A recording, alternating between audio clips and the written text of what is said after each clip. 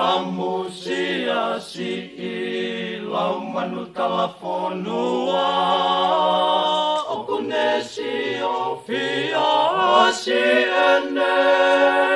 ene toonga lile hetele a lo se hetoa famusia ki moa o kumolau he kakala he koe kakala nia kutaka iwa ha koe whai whatongi a kia tupou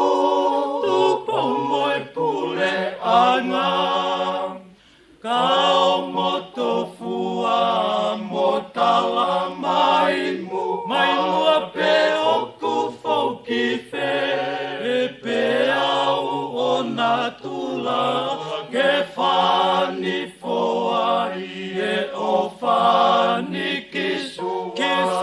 a pea ki sene e apolima moe o ngoni ua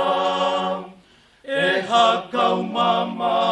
o ke tala atumu a kisi a folau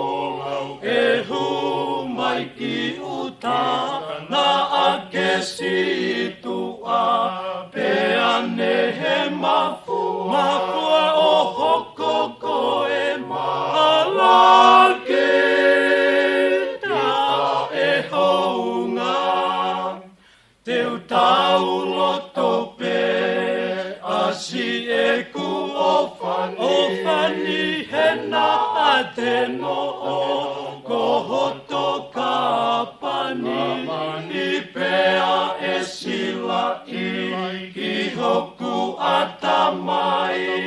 o tali ki hamai na e lafo mai ke hai o tu kina lea mai a mua kai no ngasi e